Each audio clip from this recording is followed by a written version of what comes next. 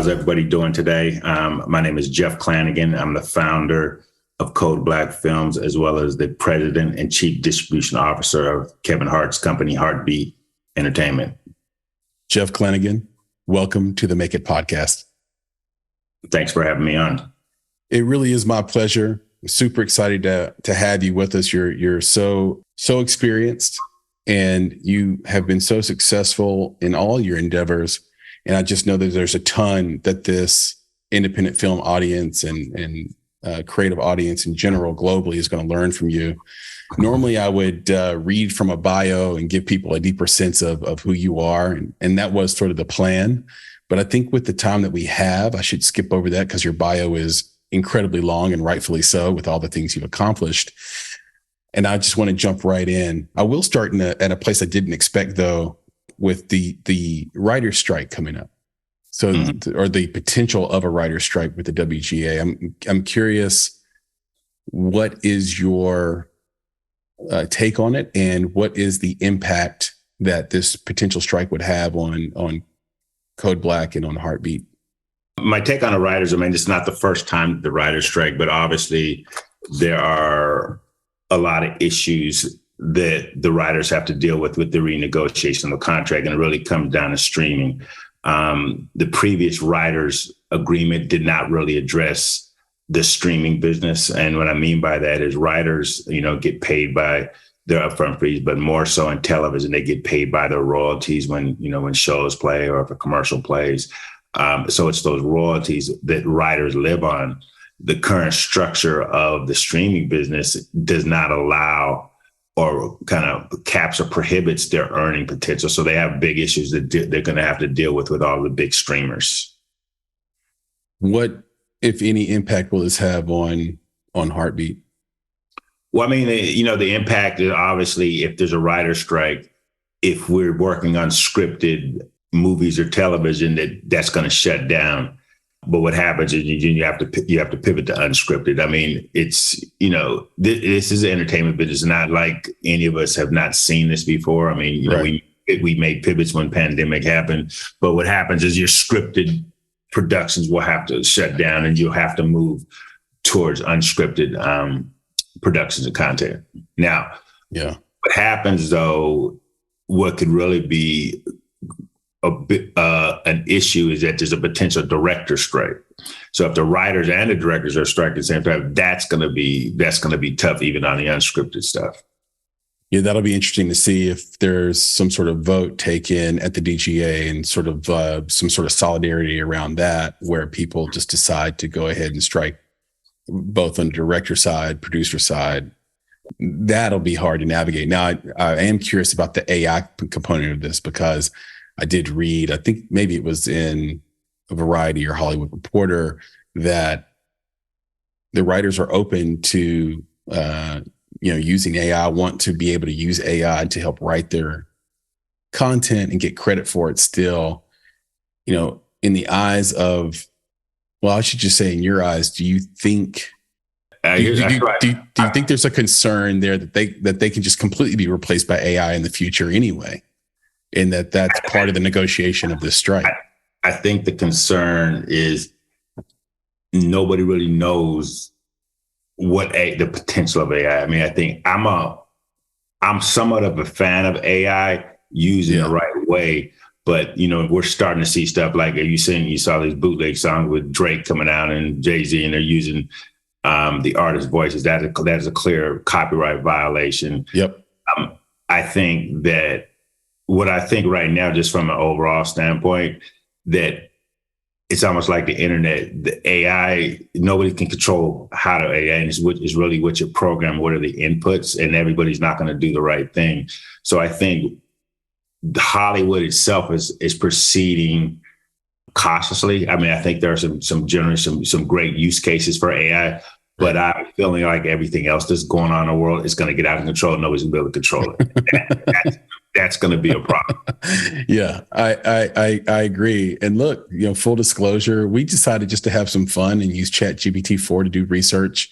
Mm-hmm. We have a researcher that we pay, and I do a lot of research to get prepared for these interviews, but we decided we'd try it. And here was my problem with the results they pulled up on you. or that the chat GPT or the AI, the LLM pulled up on you, is that it gave me a lot of information, but I had no way to verify whether or not it was true. Yeah. And so one thing I've seen with we've been using some sort of AI for years at Bonsai Creative and on this podcast, but my issue is that I think the AIs don't know when they're lying, or they don't know when they're not wrong. And the only way you can test it is by testing things you know to be true. So like, start to look up yourself on these GPTs, make prompts about things you know to be true personally. And then when you find out how inaccurate they are, I think that raises a massive red flag, because had I just used that research without any type of, just like taking the AI's word for it, I could be saying things to you that are completely not related to you without realizing it. I think we're in fascinating times. And I appreciate your candor about AI and those concerns. And, I'm sure networks have to be saying to themselves, if the writer's going to get credit for AI work, then maybe we should negotiate a better deal where eventually we see ourselves on a path where we just replace it. But I hope that never happens. But there is no excuse for writer's block anymore. I mean, I think the AI can assist. I don't think AI is going to ever take the place of a writer per se. It's just because at the end of the day, it's a computer. It's technology. You can't take the place of human creativity. I don't care how far you go. I mean, you can duplicate and try to do different things, but at the end of the day, it's still it's still tech. Tech can only be as creative as the information or the inputs that are put in there. And it's unless we're saying AI is a human brain, then it's just not going to be a replacement for our writers, but it can be an assist. It's, there's things like you're supposed to. So I'll give you an example. We had to do a photo shoot with Kevin Hart for an upcoming project. And what I did was, because he kind of said, I want to do something like this. So what I did is I just fed in the AI, and they gave us a bunch of different looks for the photographer. So we used that as the storyboard. So I think that's where it was very, very helpful. So now we have all these storyboards, and Kevin could look at it, the photographer look at it, like this direction, and we had the AI kind of do the storyboard before the shoot. And that same philosophy can be used, especially for shooting films and movies, is that you could basically storyboard out your whole movie. Like you could take the script and literally storyboard that whole movie out in AI, which, up until now, storyboarding takes a long time. It's a long process, but you can just really crank the stuff out really quick. So there's things like that where it can be really additive to a production. Agreed. There's a great app called Runway that does incredible storyboarding and many, many, many other things, by the way. If you have a short film, it's particularly ideal, or in terms of just getting ideas out and being super creative beyond what you could normally afford as an independent filmmaker. So we're, like I say, we're in interesting times, and there are some really useful cases. And then there's the parlor tricks that you talked about, like making a Drake song or a Jay-Z song. I had a lot of friends do a backflip over that. And I said, but the song isn't good. And they thought it was good. It's like, well, I'm a musician. That song wasn't good. That just was Drake's voice doing something. That there's a big difference between that. So we'll see how it goes and how much that AI is able to teach itself. I'd love to go back a little bit in time with you. And we do bounce around this podcast a little bit. So fair warning. You have a quote that says your everyday motivation is your kids. And I'm curious, for you, is it about providing? Is that the motivation? Is that why your kids are your motivation, because you like to provide? Or is it more about who they see in you? Yeah, it's a combination. It is, obviously it is definitely providing. It's also creating a legacy, but it's also being an example to my kids and, other kids. But it's a combination of all three. I wouldn't say it's just one particular thing, but yeah, absolutely providing is, number one. Yeah. And I know you've seen a lot being in this business, working with a variety of luminaries across hip hop and entertainment and film, including, NWA, Run DMC, Master P, obviously Kevin Hart, and even more. Do you want your kids to be in entertainment? No. Why is that? I mean, the entertainment business takes a certain type of person, but the entertainment business is cutthroat. It's ruthless. I mean, we can talk about it a lot, but it is not a business that I would push my kids towards. Now, if they wanted to go in there, I wouldn't stop them. I would help them, but it's not something I would like push them to. I mean, it's just you got to be a certain type of person to be in the entertainment business. Growing up in San Jose, California, what did your parents say about you going into entertainment? What were their feelings? Well, the thing about it is, my progression in entertainment, I was still working a job before I fully stepped in the entertainment business. I was working at, when I graduated from University of Washington, I was working at Dun & Bradstreet and then kind of moonlighting in entertainment. So it was kind of a side thing. It never was like, oh, okay, that's your career until I actually had to make the jump. But, the thing about it is if you were to ask my mother back then, like, what does Jeff do? They couldn't really explain what I did because I was a promoter. Like, it's just it's not a job description. I would kind of like, hey, this is what I'm doing. I do marketing because that's my degrees in marketing, right? Mm-hmm. So they couldn't necessarily, for a while, they couldn't necessarily like really say what I actually did because it's you talk about, I have a lot of relatives back east, Pittsburgh and DC, and like try to tell them what I actually do. Mm-hmm. I mean, it's not the normal job description, especially at that time because I was a concert promoter. What is a guy with a marketing major doing getting a job at Dun & Bradstreet? It was just a job, when I came out. I don't know how I got recruited there. I was a credit analyst. That was just, I don't know why. I don't know how I ended it, but that was just the first job when I came out of college. So for those who don't know, and most people won't, Dun & Bradstreet is a place that sort of provides, they give you like a number, they give you a Dun & Bradstreet number, and it allows corporations to sort of form trust between each other, a proof of insurance, proof of business. Do I have that about right, Jeff? Yeah, that's 100% correct. Yeah. And it might have been like during college, in my later years, I actually had a part-time job at Sears in the credit department, so probably because I had that on my resume. But that was a credit department. That was collections. That was a guy back then calling, hey, credit collections. So had credit collections on my own. Well, although that's the same thing, but you still had credit on the resume. You leveraged it. Yeah. All good. That's what you're supposed to do. So, you're working at Dun & Bradstreet, you're a marketing major. What inspired you to take this path towards promotion? I think you couldn't even really explain to your parents what it was. The promotion thing started way before that. I mean, the entrepreneur started in high school, and it was by accident. It was actually by accident.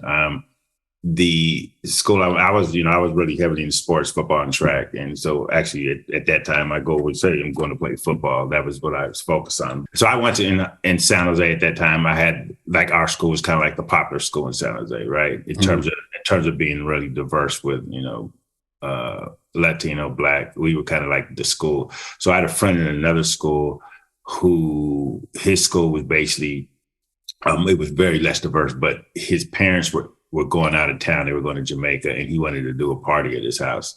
So he basically came to me and said, hey, Jeff, can you get everybody from your school to come to this party? We're going to charge $1. I'll give you 25 cents on the door. I'm like, yeah, so he gave me the flyer. So needless to say,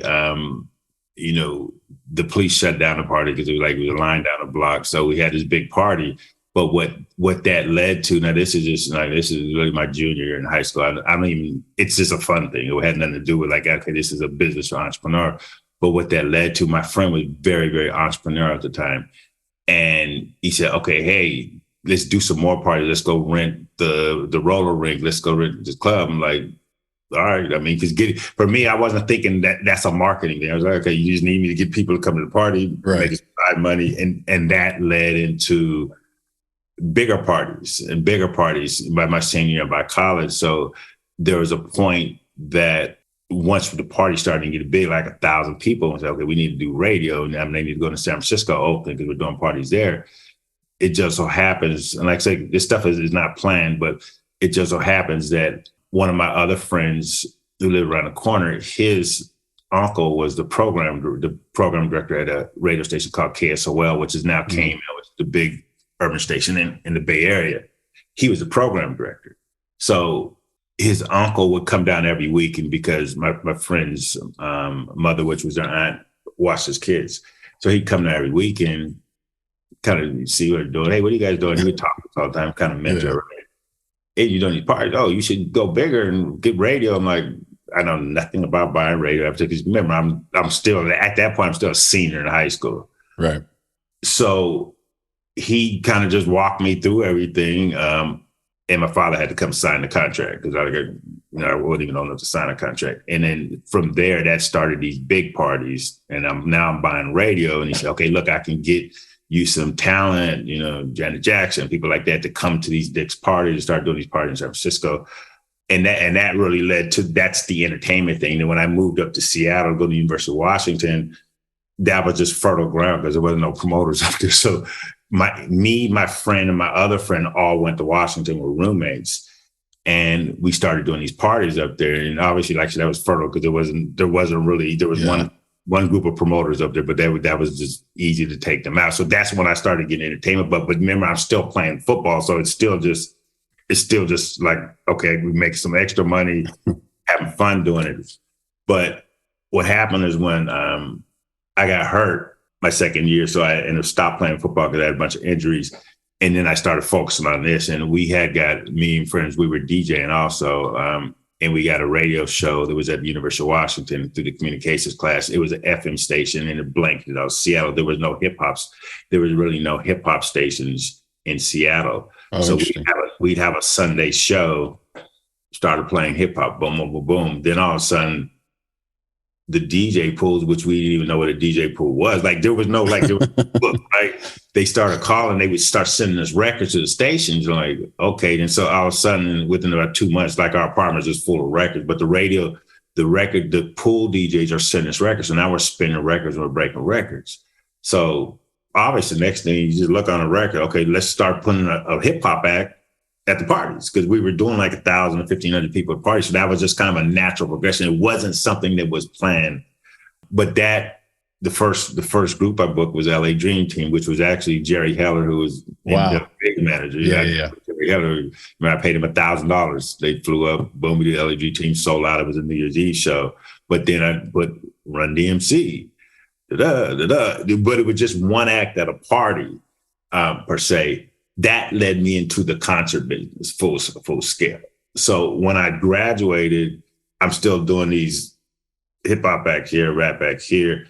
Right. Then I go to Dun & Bradstreet, and now the entertainment thing is like really moving. So at one point, then I had to make like true story, because that's back when they had, there was no internet. It was fax machines, right, and phones. So right. My desk just happened to be in the back by the fax machine. So I'm doing my Dun & Bradstreet, but I'm working my entertainment, sending batches, all that kind of stuff. And then the manager called me and said, hey, are you running a business out there? I'm like, no. But then they moved my desk right next to the manager's office. And that's what I had to make the choice. And I quit. And I said, I'm do the entertainment thing, full thing. But it wasn't something that was planned at the early stages. Yeah. But I have to say that hip hop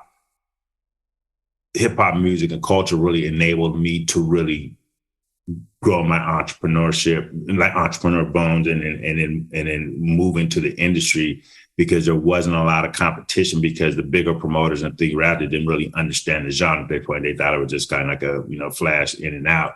But that's what really gave me the roots to really to grow my career. Everybody from, like I said, from Easy to NWA to Luke to all those guys back then. I used to roll with all those guys, and they're the ones that really give me a shot. Yeah, it's remarkable to look back on those early days of hip hop and see and recognize and read and hear about how many credible people thought that hip hop was really just a flash in the pan, a fad. They did. That it was going to come and go. Mm-hmm. And that seems so preposterous now. But back then there was a real sense that this music wasn't going to be around. wasn't gonna last. And I love the story of as well, because it just goes to show that success happens brick by brick. One thing leads to another. One good decision begets another. And you look back on it and you say, oh, I built a wall and that wall is my career. So it's a really good lesson for, anyone listening. You started out sort of saying, like, high school, hey, I'll give you a quarter for every dollar or whatever we charge the door to get people in.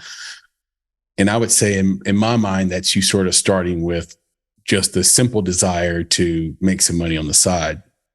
If anyone was listening today and wanted to follow the same path, would you say start with money or start with someone, whether it be themselves or someone they're representing, talent, and try to polish that talent and see if you can get the money through the talent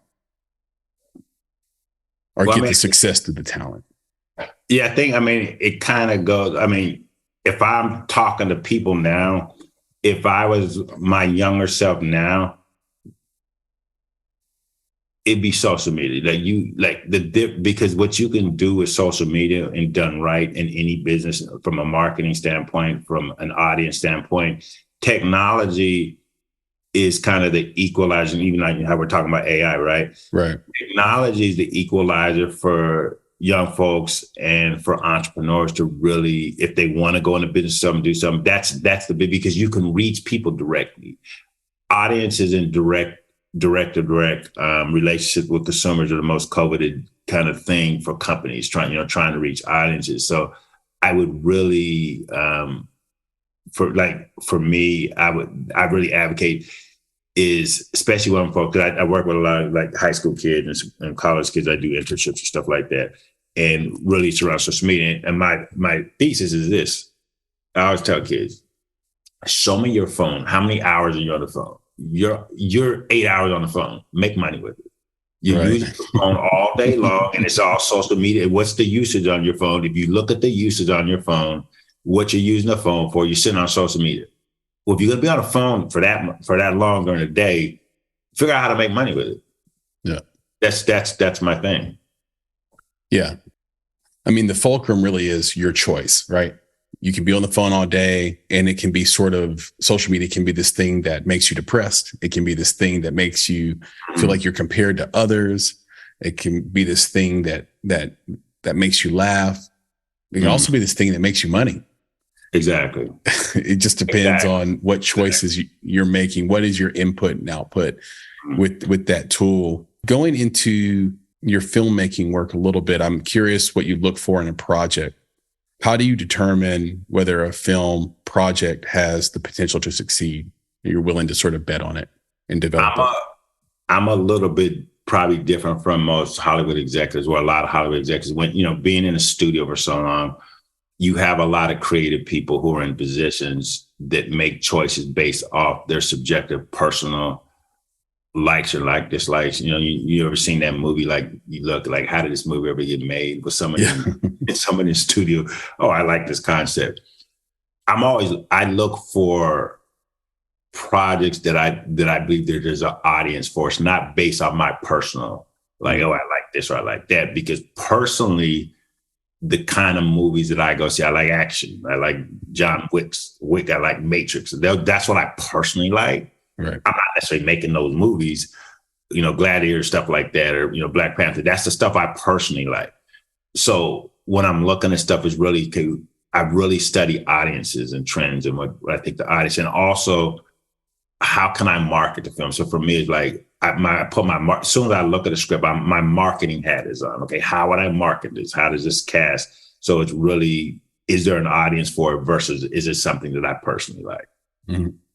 Yeah, I think that's super important. I think we do something very similar where we're looking for where does the audience live inside of this screenplay, inside of this work of art? Like, who are your supporters? Who are the people in the community and organizations in the community that may support a film like this? If we're trying to do a little bit of an independent film raise, for example, I think that's a super smart approach. Do you have to love the story or do you have to, or do you have to see cast? Like, what are you looking for first?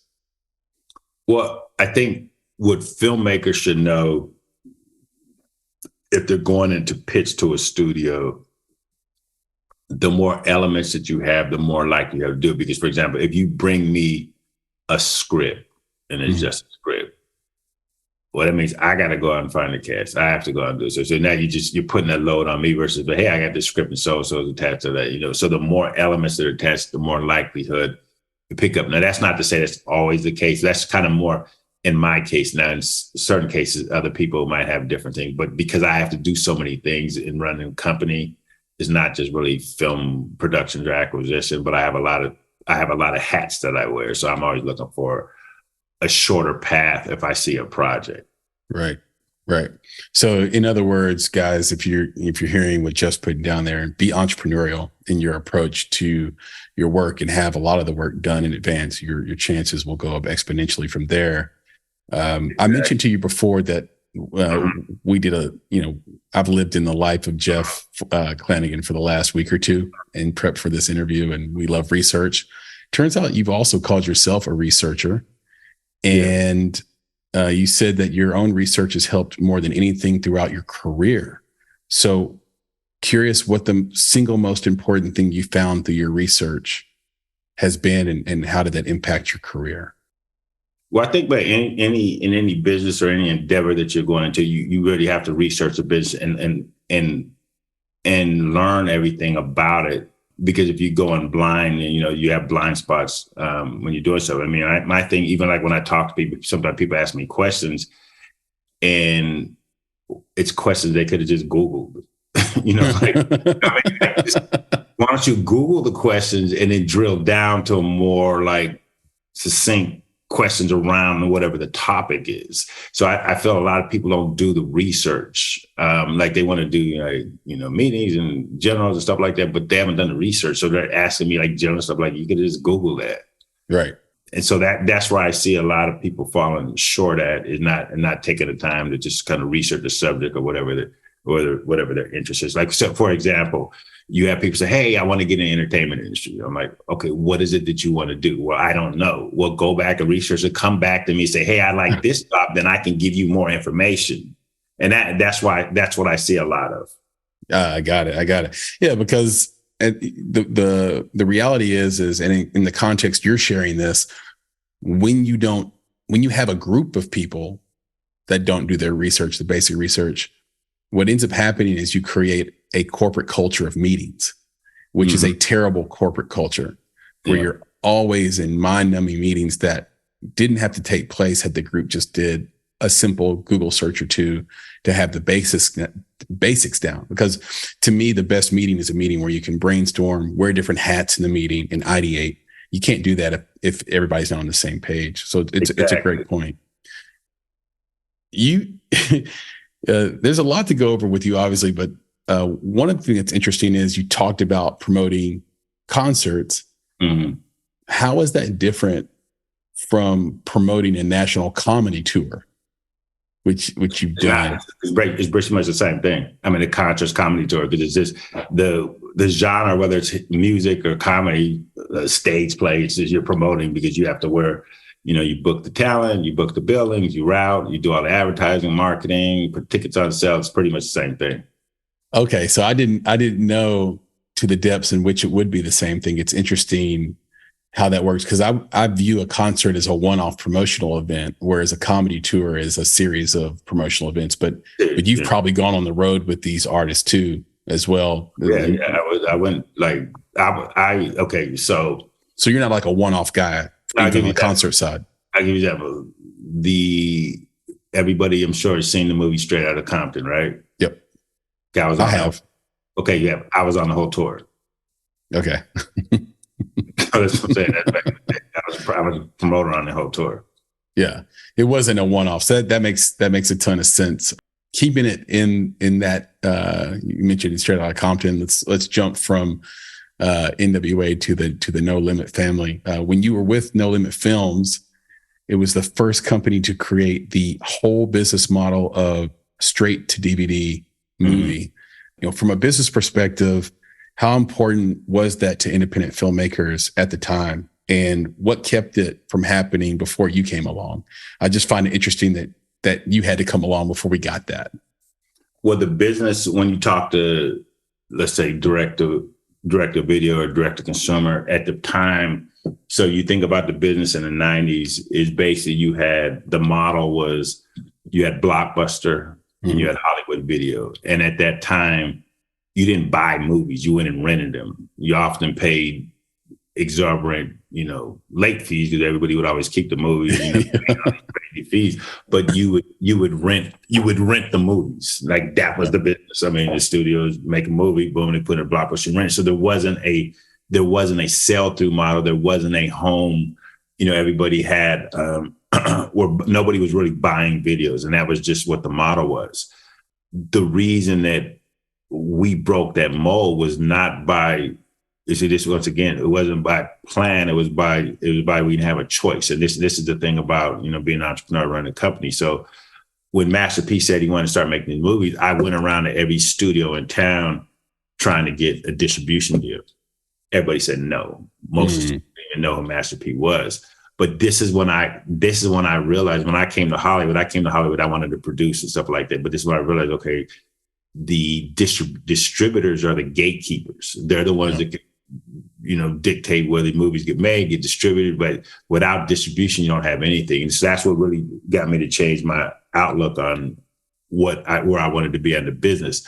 But the way that we actually got into the sell-through model of videos was by default. So when the studio said no, I went back to P and said, "Hey, the studio's I'm not getting no action." He just told me to figure it out. There was no plan. So the logic was is where Blockbuster and Hollywood, the only place that you could get movies, I just went to all the record stores. I went to Warehouse Records. I went to Tower Records. I went to Circuit City. I went to Best Buy, whoever was selling CDs, because I knew they were selling millions of CDs of all the No Limit product. And I propped them about carrying videos. And they all said no at first, because videos, we don't carry videos, we're music, right? But because he was selling so many records, I had a lot of leverage. I kept going. So I got everybody to sign on. Now, the key here was, I said, look, you've got to take these movies, you've got to merchandise them right on the top shelf with all the CDs. Because, at that time we had a whole No Limit section, right? Mm-hmm. So you got to bring the movies in, merchandise them right in the section. Well, 2.5 years and $44 million later, that was the start of the straight to video business. And that's what started. We were the first. It was not a studio that started straight to. It was No Limit. We was the first one to change that and created that whole business model. But it was by necessity. It wasn't by necessary plan. Yeah. And invention by necessity is typically the sort of nesting ground for the best ideas that we've ever had. Mm-hmm. Exactly. As a species, because you solve a real problem versus a problem. A lot of entrepreneurs, and I'm just speaking from my own experience being an entrepreneur, is that you try to solve a problem that you're guessing is a problem. Yeah. And so you're going to create a product and say, let me see if there's a market for this product. Let me see if there's product market fit. But you're not sure. Versus when for me, doing branding and marketing for independent film was a no-brainer, because I'd done independent films where I saw the difference between getting a good distribution deal and a bad one was the fact that there weren't branding and marketing dollars spent on that film. Our film Adult Interference, for example, which was Kate Upton's last feature film, we just didn't know what we didn't know at the time, Jeff. So we didn't have her sign a contract that says, hey, you're going to promote this movie. Mm-hmm. So because she was going in a different direction with her career, which is fine, she's going into like health mom sort of wife category and getting out of movies, she wanted to just associate from the movie. Mm-hmm. And so our MG and our deal with Lionsgate and some of the other deals we could have pursued, didn't happen because there was just no juice anymore. And so we took a deal that, although we're very grateful for the deal and grateful for the distributor, I think the movie could have made a lot more money for everybody. Exactly. Had the marketing and branding been there and had the promotion been there. So, that's me solving my own problem. You know what I mean? Yeah. I love the fact that, hey, we got told no, we're not taking no for an answer. We're figuring out a new way forward, which is really great. You did that as well with CodeBlack Films. It's the first independent, vertically integrated African-American owned studio. Mm. What was your greatest pushback and resistance from getting that off the ground? There actually wasn't, because I was before CodeBlack. So just on the timeline, when I transitioned out of No Limit, I started a company called Urban Works. Okay.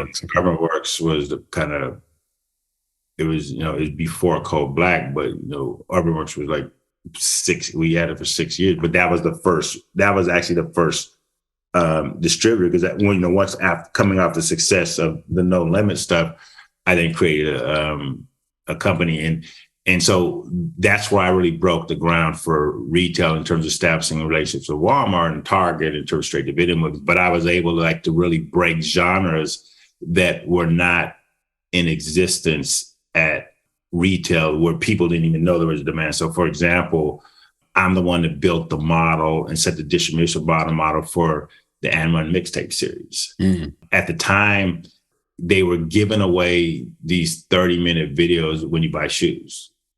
And knowing how hot it was on the street, I said, look, this is a real business. And they didn't have at that point, And1, they weren't even thinking about a media or entertainment business. I said, I can sell these.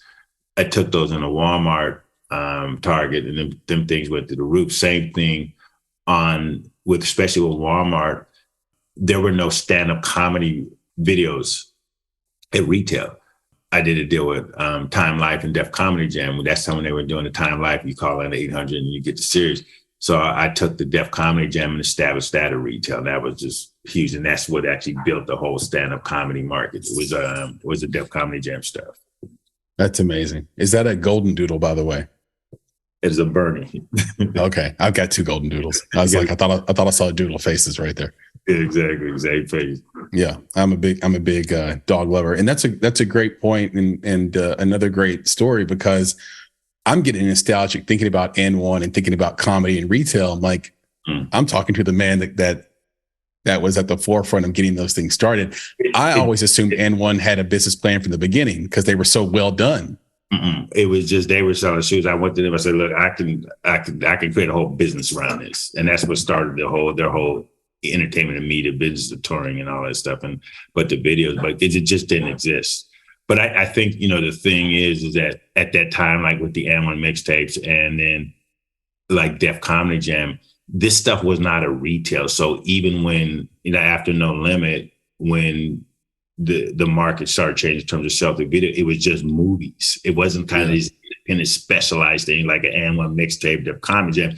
Then the studios figured out, okay, they started distributing movies as sell-through, but these kind of specialty things did not exist. But this goes back to what I said earlier is I knew there would be an audience demand for it. I knew there's an audience for it. You couldn't, there was no comps. I couldn't put this in a business plan and guarantee it's going to work.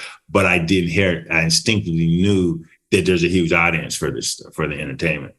Yeah, the branding for And1 was built in, and they went a long way to sort of putting a lot of pressure, if not sort of making the Harlem Globetrotters feel almost nearly irrelevant for, a time. And again, it just goes to show necessity is the mother of invention. Mm-hmm. You mentioned in the top of our conversation that you were talking about your kids not really wanting to be in entertainment because it's cutthroat. It takes a certain type of person. Mm-hmm. I am curious, with all the uber talented people you've worked with, have you noticed that common thread between them? And if so, what is the common thread between all the people you've worked with that have been so successful in their career in entertainment? But I would say probably the 4 people that I've worked with that all have the same similarities, work ethic, very entrepreneurial, very creative, would be Luke, Luke Skywalker, Luther Campbell, Eric Wright, Eazy-E, Master P, and Kevin Hart. They're like, these guys were groundbreakers during their eras, but very, very entrepreneurial. When I was working with Luke, I spent a lot of time in Miami, and the way that he was breaking records, he was a promoter because he used to produce parties. But he basically had a bootleg FM transmitter radio station. They would show up like on 89.5, 88. You never know where you'd have to search, right? Yeah. They would have to move around every day because the FCC would always be chasing, right? But it was this transmitter he had covered like all of mine. So he's breaking his records, playing his records, his DJs. But it was like, you go on, 88.5, 89, 82, but you'd have to search, and then you find it, and then there's for a day. It might be a little different the next day. But that was some entrepreneur. Like Luke is the one I was like, this guy just straight building his own market. He's not taking no for an answer. I mean, he's not running to the major record labels. He basically built his own market. Yeah. What's remarkable about Luke is that he's the person on the list that people might think is doesn't fit, yet he, from everything I've read, he would be the most entrepreneurial. He was doing things that don't get a lot of press. I recently finished the Will Smith book, Will, and he has an entire section dedicated to Luke and how entrepreneurial he was. And that, I learned a lot from Luke. But yeah, Luke was, like, when I say entrepreneur, like that was the independent label promoter. He was doing it all. But like I said, he doesn't get all the press sometimes or acknowledged. Exactly. But he's the really one that really broke it open for everybody else. Yeah. Shout out to Luke Skywalker. Shout out to Luke, and it's the path he has paved and doesn't get always doesn't get credit for sort of mowing those trees down so we can all walk a little easier down that path. I want to take this into the world, before I have to let you go, into the world of Jeff Clanagan, the day-to-day. We got to meet your dog. What's your dog's name, by the way? Yeah, well, there was two of them. It was Bootsy and Cassius. I already know why they're named that, so that's good. So I love Bootsy and Cassius. That's great. We want to get into a little bit of your day-to-day and what drives you and your creativity and entrepreneurialism. When you're in focus mode, what music do you listen to? I'm a hip hop head, but unfortunately, to be honest with you, like today's hip hop is like, outside of make Kendrick or J. Cole, Jay put something out, but the new stuff is just, I don't want to go down that road, but so I'm listening more to the kind of the older stuff on my Apple iTunes. What do you recommend us listen to? Like, if we're just trying to get like some work done for an hour, what should we put on? Any genre, any music, doesn't matter. Well, it depends what I'm doing. Like if I'm working out, it might be hip hop. If it's at night riding, it might be R&B. So it really depends what mood I'm in. But it'll go from hip hop to R&B, one of those two. Yeah. I came up in R&B as a musician doing kind of R&B pop, and I love there's like playlists, obviously now that just the apps will generate for you, probably using AI. And those are great. I think those are the problem with those for me with focus, Jeff, is that I will start to sing along and lose track of what I'm typing or what I'm trying to do. But that's good. The hip hop for working out is a no brainer. R&B, to me, it has to be R&B, like maybe like a Maxwell type, where it just is it's also soothing, and I can get into that focus space. Otherwise, I go straight to Claire de Lune and or jazz. Like I'll just go to jazz. Sometimes even Coltrane's like a little too busy to focus, but Brubeck, Glenn Gould, those are some good choices for me on focus mode. Okay. As detailed as possible, can you just run down your daily routine? So like, what time do you wake up? What do you like to have for breakfast? What does that workout like? What software do you use, et cetera? Things, just whatever you want to add in terms of your daily. Usually I wake up around 6, get up, sometimes exercise, sometimes not, depending on what's going on. But the challenge over the last 2 or 3 years because of the pandemic is what I've seen is a very huge increase in email and reliance on email versus person-to-person contact and conversations. So unfortunately, it's one of my biggest complaints that I'm spending, just 5-6 hours a day doing emails, which is crazy to me. Brutal. sitting working on a computer. So a lot of the days it's just answering emails and then doing Zoom calls all day long in this current environment. I mean, I think that'll change a little bit, but there's a lot of Zoom calls and a lot of emails just dealing with, everything that's going on. My outlet away from the business though on a daily is that I'm actually the high school track and field coach at Calabasas. So that's kind of my step away from the business, is to get my head clear that has nothing to do with business. What was your 40 and your 100 time at your peak? 4.4 in high school. I did 4.4? Yeah. I did not run the 100. Got to be kidding me. No, I was a 400 runner, 49.8 in the 400. I was a triple jumper to 48 in the triple jump. Okay, you were a serious athlete. Yeah. No, that was that was like the path was athletic. It was sports. Yeah, you can roll. 4.4 is rolling, folks. If you don't know, I was probably a 4.7, 4.6 person at my peak, at my very fastest. So yeah, you were rolling. I respect that. Bullet round questions here for filmmakers, entertainers, people that are creatives. What books do you recommend? I have to look at my thing for books. I see there are lots of books for those just on the podcast and the audio only. Yeah, no, I got a bunch of books. Well, I mean, first I'd always say is the business of film. Learn the business that you're getting into. Even if you're creative, learn the business, because you learn the business, it'll help you. It'll help guide you on your journey and into the business. But there's the book, The Business of Film. It's just an overview of how the film business works, but also understand how deals work, how things get set up. What a lot of people don't understand is that films get greenlit or picked up you're pitching to a creative, but ultimately it's the numbers guys behind the scenes that you never see who are driving and dictate what actually gets picked up or released. Because everything's like, put onto a P&L, which is a profit and loss statement, in terms of driving what that investment is going to be from a studio on whether they're going to pick up a film or not. That's a very good point. What are the biggest mistakes you see newcomers making, filmmakers make in general? And what advice would you give to avoid those mistakes?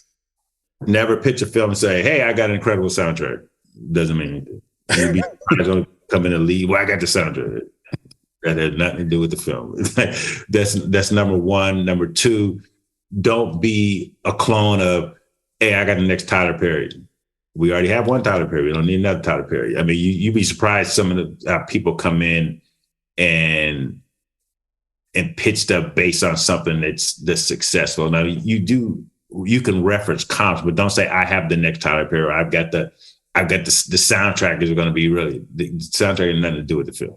Also, people use, what's called comps, and like, hey, this film is going to make $200 million. No, it's not. And you have no data that would say it would. You be sure that's how it's the film based on a creative. Like, you don't have enough information to say the film's going to do $200 million and it shouldn't be the next this or next that. But that's where a lot of people make mistakes at in pitches. That's a really great point. And the other thing about the soundtrack is, don't tell me about the soundtrack, especially if there are songs you don't have rights to. Exactly. Like, that's a whole other boat of shit you have to swim through if you're trying to produce a movie. You're a promoter and a marketing major. I'm a marketing and journalism major. We're kindred spirits in that way. Is there anything new in the P&A space that you're excited or that you found innovative? And P&A or marketing, if you want to put it in common parlance.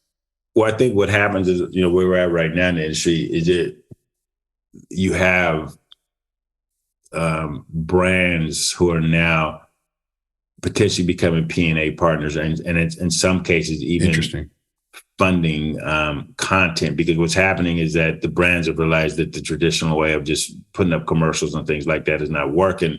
So there's a whole nother pool of potential financing that's associated with brands. I mean, there are brands that are producing TV and things like that, and potential P&A partners. So I think that's going to be the next iteration of where you kind of see the investment come into from a content into the content and their P&A space. That's a bit still cyclical isn't it? Like, I think that's how TV started, was that your program would be whatever you were watching that night would be sponsored by Yes. Acme Insurance Company. Exactly. Procter and Gamble is the one that created that model with soap operas. I mean, soap operas are nothing but a 30-minute commercial for Procter and Gamble, but it is. So it's going, that's actually where it's going back to, though. That's exactly right. Wow. We've always said that innovation is nothing more than bundling and then unbundling and doing it over and over again. So I think, what goes around comes around, right? Yep. We talked about social media, the negative side of it and the positive side of it. I think the business in general, you said it was a cutthroat business. Obviously, that can have some different effects on people's mental health and the way you feel and your self-worth. And I'm just curious if you've ever been in a dark place in this business before, Jeff. And if so, how did you get yourself out of it? Yeah, I mean, I've had ups and downs in the business, especially on the when I was a promoter concept, because it's promoting is such high risk. It's such a high risk business. So there's a couple of times I almost had to step out of the business for a second when I was a promoter. So it was because it's just so high risk. Like, you can make a lot of money, you can lose a lot of money. It's kind of like being at the blackjack table in Vegas. Like, you can hit, and then you can lose. Like, one of the biggest probably loss I had is coming out of, I bought into the Run DMC tour. I probably like about 15 dates. This is way back in the day, but this is when they had They're Tougher Than Leather tour coming out, right? Mm-hmm. And what happened was, obviously it was very expensive venturing into dates. The album flopped. Because considerably affected all the ticket sales. So, because they pre-sold the tour, based on it's Run DMC, so everybody's just run in. So that was a tough period because the album flopped, which impacted ticket sales. How did you get yourself out of that sort of dark space? Took years to get out of that space because you lost so much money. Today they would talk about it differently. I think that whole sort of, Charlemagne the God sort of, shook one kind of presence now where in the Black community, it's okay to go get a therapist. It's okay to admit that you have anxiety. It's okay to say that you're feeling a little depression. But back then, I don't think that was the case. So I'm just curious how you were able to work yourself through that. I mean, it's survival. Like, it's kind of like that point. It's kind of, you don't have a choice. Like, I mean, you just have to pull yourself out of the space. I don't think I went to anybody or talked to anybody, but it's just you kind of deal with it. Especially during that time period, you just deal with it. You have to be strong. You got to be really strong-minded and focused and motivated to kind of pull out of those kind of situations. Yeah. I think what I'm hearing from that is when you're in those spots where you've had a major failure, if you believed in your original foundational thesis about yourself and about what you're doing, then just double down on it and refocus on work. Yeah, I mean, I'm always been a believer. I can always pull myself out of a situation. So it wasn't like I thought I couldn't. So it's just, you got to believe in yourself and believe in your plan and your model and what you're doing. Yeah, spot on. I'm fascinated by this concept that you're doing with Hartbeat, this Hartbeat experience. Mm-hmm. These are sort of not filmed, not recorded, not streamed, and not replayed on social media. The way you're marketing it so far on social media is really interesting too. So what's been the public response to these Hartbeat experience events where you have to be there to experience it, and otherwise you just kind of quote unquote missed out? It's interesting, the traditional Hollywood's like, hey, you should be filming. I'm like, well, yeah, but we're building an experiential, a live business, right? I mean, one of the things out of the pandemic, the live business is something that's really rebounded. People want to interact with each other, want to be, go to destinations where the people are. So when you look at the concert, like if you look at this summer, you got Beyonce on tour, and everybody's on tour, Drake's on tour, everybody's going, and the tickets are selling. So consumers are obviously a demand for it. So what I didn't want to do our experience is watered down. When I want to say watered down experience is I wanted to set it up in a way, and it is like you said, it's marketing. Like, look, you got to be here. And if you're not here, guess what? You just missed Dave Chappelle walking on stage at Madison Square Garden. We didn't announce that in South Africa. You just missed Trevor Noah popping up on stage. So the whole catch is like, hey, this is the announced talent, but guess what? Guaranteed there's going to be some surprise guests. So it might be only happen one time. Like you're not going to see Kevin, Dave, and Chris on the stage again, at least not right now, as they figured something out. But it's a one in a lifetime experience. So that's what we're trying to market. And that's when people are responding very favorably, because when they see they miss out on stuff, and it's not, nope, you're not going to see a stream on Netflix. You got to be there. Yeah, there's two brilliant things about that. One, we're in an age of inundation with content.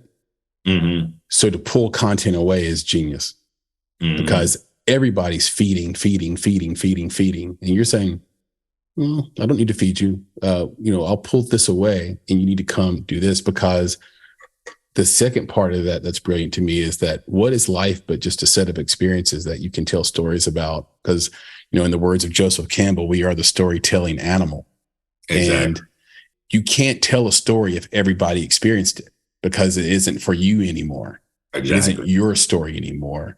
And there's something really powerful about that. I'm on a few boards, and I was on a board meeting of a film festival, and they were talking about, would people really pay $2,500 a plate to be at this dinner with Taylor Swift?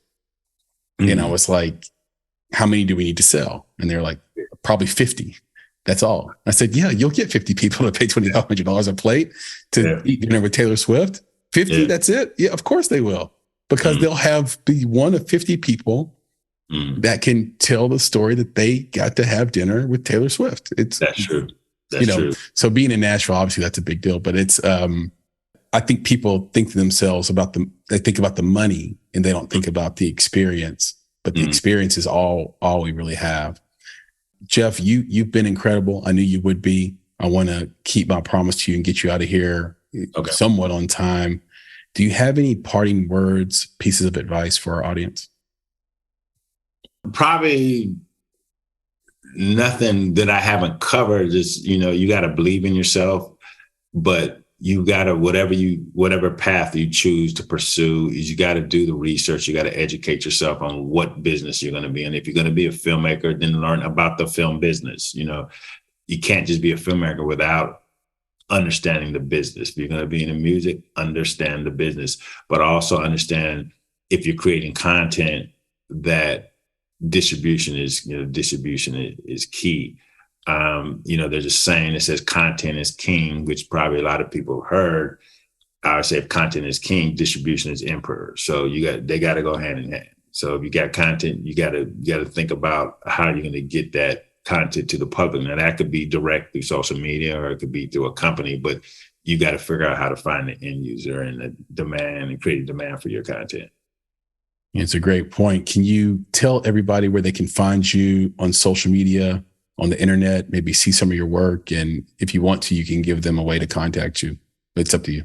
You can go to Hartbeat.com. There's a profile page there that has a contact there.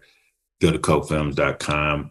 I have a personal Facebook page, but I'm not really on it that much. I'm probably something more on LinkedIn than anything personally. And then I have on Facebook, I have a bunch of CodeBlack brand pages, but those, like I said, those are not personal pages, but probably, LinkedIn or Hartbeat.com. All right. Well, we'll end on this. What is the funniest thing Kevin Hart has ever said to you personally? He tells jokes all the time. So, but actually, Kevin doesn't. People think about comedians is that, like, off the stage, he's not necessarily, he says stuff, but he's not necessarily just joking all the time. You know what I mean? So it's not like he just talks how he talks. But that's what I think that's a whole nother subject, though.